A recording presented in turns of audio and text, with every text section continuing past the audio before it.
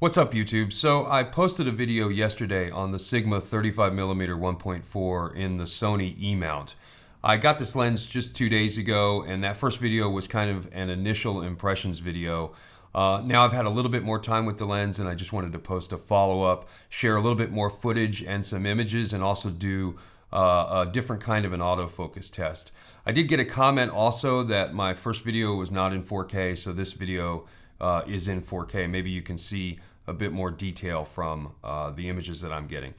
So the first part of this test is really just me walking around in front of the camera to get a sense of the autofocus performance. I did a little bit of testing in my initial impressions video, and this is just me trying to figure out if it's going to focus on a face, my face.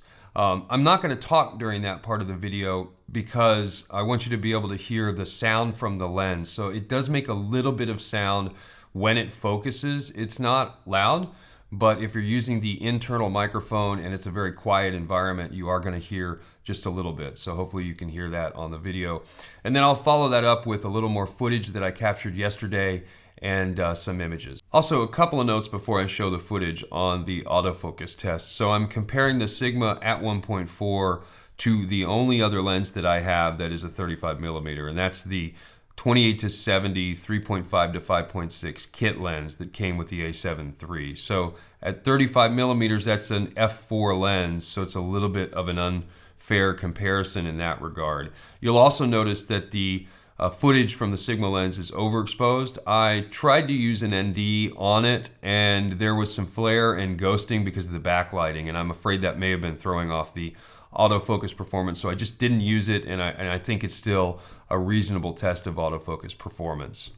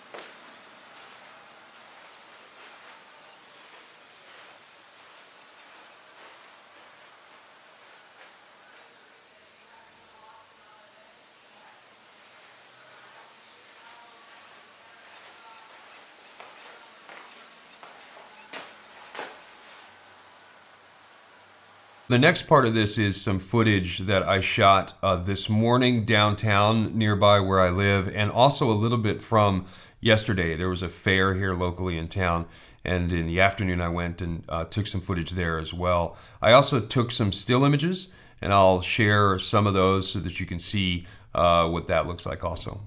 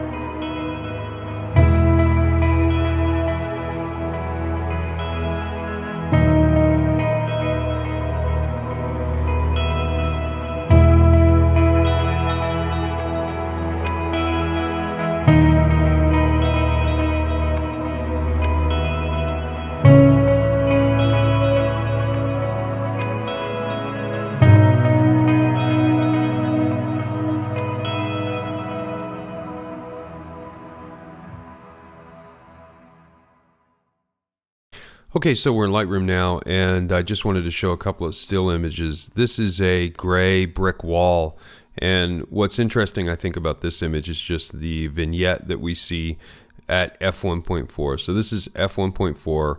You know, I think the center sharpness is fine. The edge sharpness is quite good in this image. It's not as sharp as the center, but I think very acceptably sharp. This is just an image of a bike, kind of giving you a sense of the depth of field that you get at f1.4. This is another image just kind of showing off that depth of field, but there is something else interesting going on. Up here we see some purple fringing, and I'm zooming into 200% here. You know, at 100% you can still see it, but it's harder to see. So if you're really going to pixel peep, that may be an issue for you. It's not an issue for me as far as I'm concerned. That is fine. You see the bokeh back here, and I think it looks okay. It's not too busy. It's certainly not the most creamy bokeh I've ever seen, but it looks okay to me. This is the picture. This is a picture of one of the buildings we have downtown, and again, nice and sharp in the middle. This is 200%. You know, looks really good. You get down into the corners, and it still looks fine from my perspective. It's not as sharp, again, as the center. This is 1.4. This is also 1.4. You don't see too much distortion here. I don't see any kind of noticeable barrel or pin cushion distortion. There are much better tests for that than taking a picture of a fence like this, but it doesn't seem like a significant problem to me. This is a picture of a building downtown. Again, it's, you know, kind of the same story. Nice and sharp in the center. You know, as I look at this, you can kind of see right there. It's hard to tell if that's purple fringing or a little bit of chromatic aberration. It's difficult to tell. That's 200%. What I did do, though, is I took a bunch of pictures of the brick wall just outside of this salon, and I thought it'd be useful to do some comparison. So if we look at, oops, let me get this set up correctly. So this is on the left-hand side here, 1.4, and on the right-hand side, this is f2.0. So you can definitely tell that there's more vignetting in the 1.4 image. And if we look at the sharpness, you can tell that it sharpens up a lot between f1.4 and f2.0.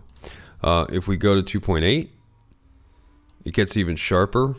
And I would say most of the vignetting from 1.4 is gone by the time you get to 2.8. So you stop down the lens just a little bit and you're going to get an even better image. This is f4, about the same sharpness as f2.8 and certainly better than 1.4. If we look up in the corners here, and let's see if we can find the same. Yeah, so here's that brick and that brick. This is f4 and this is f1.4. So yeah, it's definitely sharper as you stop down, as you would expect it to be. And by f4 anyway, this lens is extremely sharp in the corners. I think this is a very sharp image. This is f5.6, probably not worth looking at too much. And then f8. And again, by f4 roughly, if we go back and look at f4 here, I think all of that vignette is really gone. 5.6 and 8 don't show any signs of it. And f8 is, as you would imagine, quite sharp. This is the center of the image, but it's sharp, I think, almost across the entire image by the time you get to f8. So this is very sharp here. So again, f1.4, f8. Okay, let's see. I got a couple of other images here. This is just another shot of that salon. But what's interesting about this is if you zoom in, you can see a little bit of green fringe here. And again, this is 200%. I can see it here. I can see it here. So mostly showing up in the horizontal surfaces. So a little bit of green fringing here. Maybe a little bit of purple at the bottom. So from my perspective, it is not a problem. If you're a pixel peeper, you're going to see it. So you'll have to decide if that's okay for you. This is another image, 1.4, showing some vignette. This is another image. I think not too much to see here, nice and sharp. I just love the 35mm field of view. I have a feeling this is going to be my normal everyday walk around kind of a lens when I want to go out and do any kind of normal photography. I'll take this lens with me. There's a picture of the buildings. I thought I would look and see if there was any fringing here, and interestingly, I don't really see it. So that chromatic aberration that we saw in some of the other images, for whatever reason, isn't showing up as strongly here. I think if we look right there, that might be some green fringing, but you have to go look for it to find it. And then this last image, I think, is what shows probably the strongest chromatic aberration that I've seen so far. So a very bright background, very fine details, these little sort of pine branches, and you see strong purple fringing here. So again, this is 1.4. I didn't realize that I would see this until I got back here, so I didn't do anything to look at a different aperture and see if it would go away or at what point it goes away. But yep, it's there. So there will be some images where you'll have to deal with that. So for still images, that's pretty easy to correct. I mean, this level may not actually be that easy to correct, but it's pretty easy to correct. For video, that will be a problem, but it's going to be pretty unusual, I think, to take pictures of pine needles against a bright sky. So for me anyway, I haven't seen anything in these images that I am too worried about, and I continue to really, really like the lens. I think it's going to be a great lens for me. Hopefully that helps some of you if you're thinking about getting this lens. For me, I would say my initial impressions stand. I really, really like the lens. I love the images that I'm getting off of it. The color, the contrast is great. I think sharpness is absolutely there, and the autofocus performance for me is completely acceptable. So good luck if you're thinking about getting the lens. I would definitely recommend it.